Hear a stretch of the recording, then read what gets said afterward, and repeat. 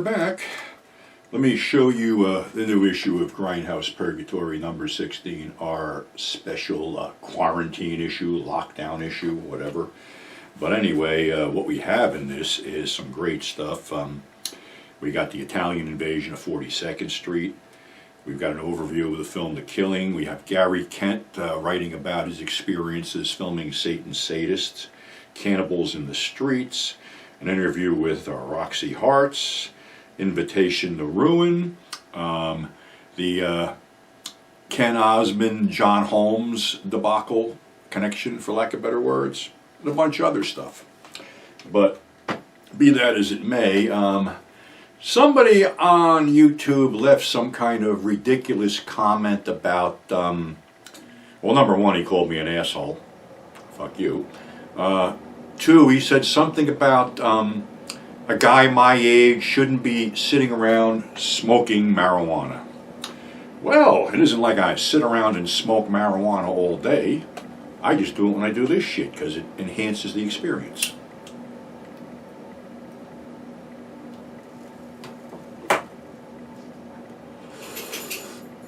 So I really don't know what this gentleman, for lack of better words, wants to see of me on YouTube.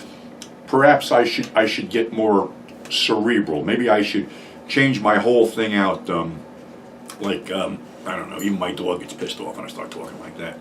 Maybe I should call myself Thaddeus P. Tallywhacker III presents Masterpiece Theater or something like that. No, we ain't doing that. And I even looked for the stupid ass comment because it had something to do with me talking about Quentin Tarantino. And usually when I talk about Quentin Tarantino, people come out of the fucking woodwork. Oh, Quentin Tarantino, oh, he's so fucking wonderful. He's this, he's that. Well, you know something. Everybody knows my opinion on Quentin fucking Tarantino. So, fuck him. And fuck the guy who put that comment up because I didn't even respond to it. I figured a broader response like this was better.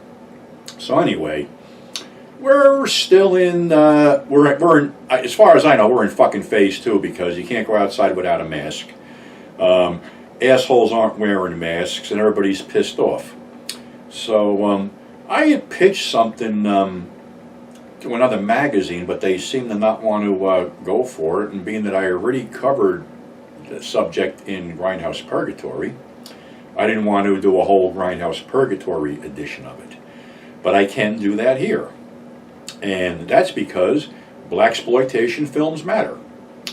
Now, everybody gets so fucking sensitive about certain things and shit like that, and maybe Blaxsploitation to some people is a derogatory term about these films. But in reality, it's not. It's part of the genre, you know, and like I said before, most film genres had a shelf life of 5 to 8 years. The Blaxsploitation craze started in 1971. But we got to go back a little bit before that because, you know, I had already covered Woody Strode, who was the first black superstar, and there were other blacks in film like Sidney Poitier. But a guy, football player, Jim Brown, actually quit playing football at the height of his career to take a shot at acting. And with Jim, his first film appearance was in that Western I talk about a lot called Rio Conchos. After that, he landed a plum role as Jefferson in The Dirty Dozen. Now, he got high marks for that, but it just seemed that, like, Hollywood wasn't that ready for a, quote, black superstar. I mean, they had the guy, but they really, it just seemed like they didn't know what to do with him. So, in the tried and true Hollywood thing, which is if they got someone they're not sure of, they always surround him with more capable actors. I think I had spoken already about when Clint Eastwood had come back to do Hang 'em High, and prior to that he did the 3 spaghetti westerns. Well, Universal was like, okay, maybe not. So of course when you put Bruce Dern, L.Q. Jones, Ben Johnson, Ed Begley, Pat Hingle, Dennis Hopper, and a bunch of other people, Alan Hale Jr., the film couldn't flop even if Eastwood sucked, which he didn't. The thing with Jim Brown was they seemed to not be able to find a niche to put him in. I mean, I could be wrong, but They put him in a film called The Slams and co-starred him with Gene Hackman. That wouldn't be the first time they put him with Gene Hackman, because I believe he was in The Split also.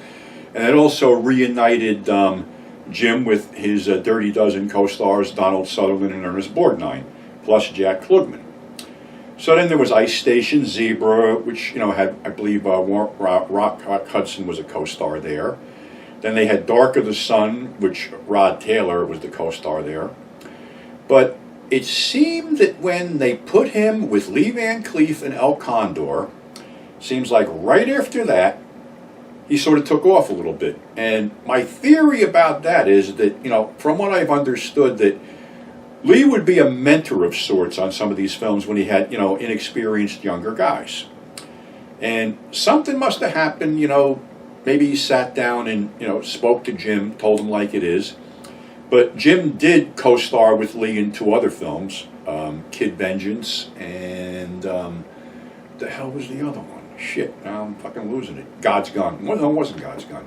But anyway, maybe it was God's Gun. I don't know.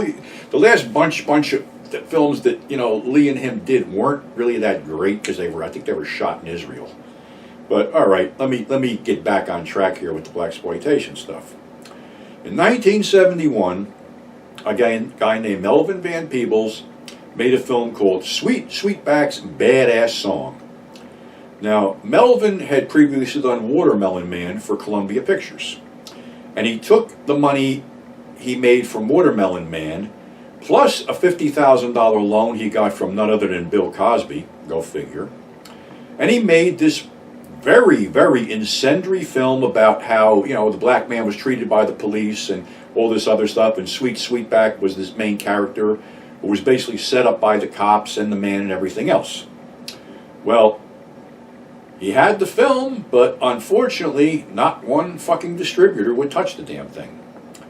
Then he gets a hold of Jerry Gross, whose company, Cinemation, was in Chapter 11 bankruptcy. Jerry Gross was the guy who basically said, fuck you to the MPAA, released things like I Drink Your Blood, I Eat Your Skin, and really did not like the MPAA. So he cut a deal with Melvin Van Peebles to release this film, and they both knew that the only way this was going to work, that this film had to be in your face and stay in your face. And the thing was that a lot of newspapers wouldn't run ads for it, and the tagline was, it was rated X by an all-white jury. So that was going to be hard to get play dates, but it did because Jerry could get his shit into theaters. And the most powerful advertising back there was word of mouth. And Sweetbacks was the highest grossing independent film for that year, all due to word of mouth. But now the door was open.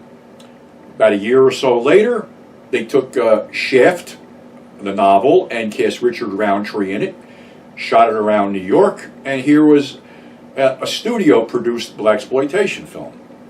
Well, now the die was cast because Pam Grier had done a bunch of stuff over in the Philippines, as we all know, with the women in prison pictures. And she came back and was directed by Jack Hill in Coffee, which basically made her career over here go through the roof.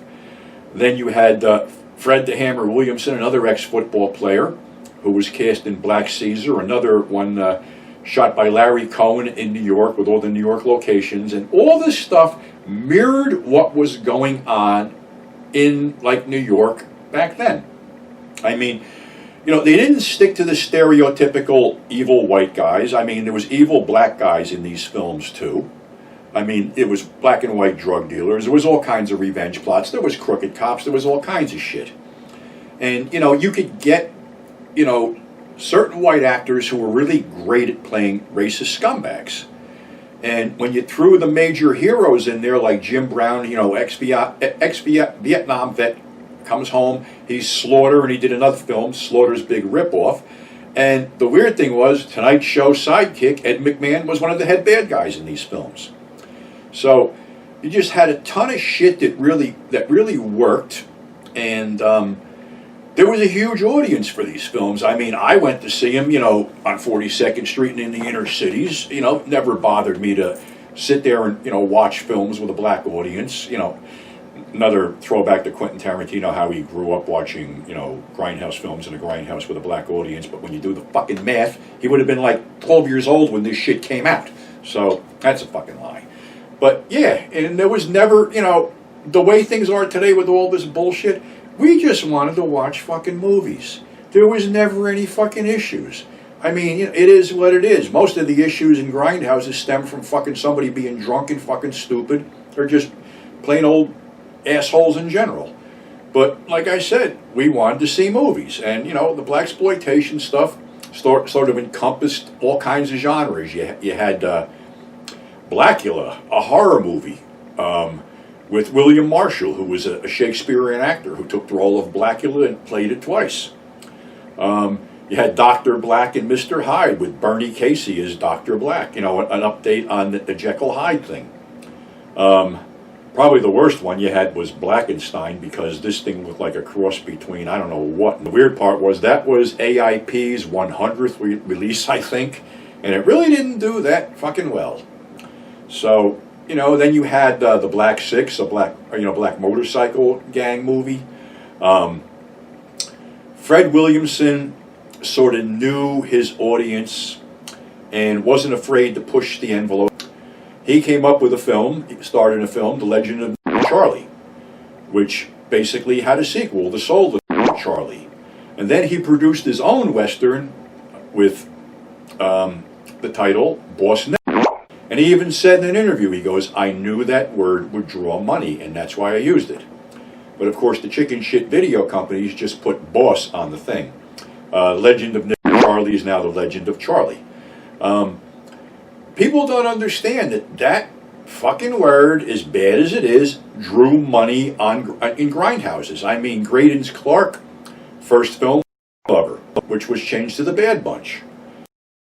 The blaxploitation films, spanned like a time period of maybe 7 years, and there was a bunch of them. And there was some really good actors came out of that. You also had,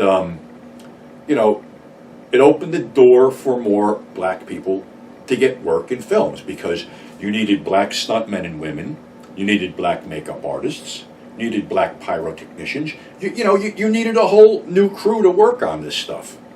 And there were racially mixed crews. I mean, everybody worked together. There was no big fucking deal. And like I said, some of the films were really good, and then, some of them weren't so good. You had your low budget guys getting in there, and I think what they were trying to do is some of them were trying to make Jim Kelly a star, and unfortunately Jim really didn't have the charisma to carry a picture. But he was in, other films with the black dudes, like, he was the third banana in Take a Hard Ride with Fred Williamson and Jim Brown. There was another film called Tree the Hard Way that he was the third banana in.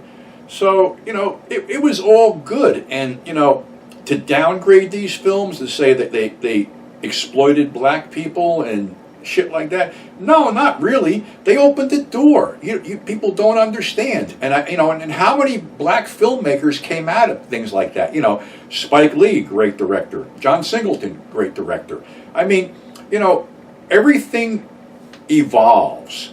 And like I said, this was a genre niche, the same as biker films, spaghetti westerns, slasher films. It was a niche genre, which ran its course, but then it bled into the mainstream. Everybody was still working. I mean, Fred just did VFW. Pam Grier has never stopped working. She's an icon. So, it's all good. It was all good, and, to say that these films don't matter, well, they do, because they were a proving ground, and it proved that, black heroes, black heroines, and black films would draw money into grindhouses and to regular theaters. So that's pretty much how it all evolved.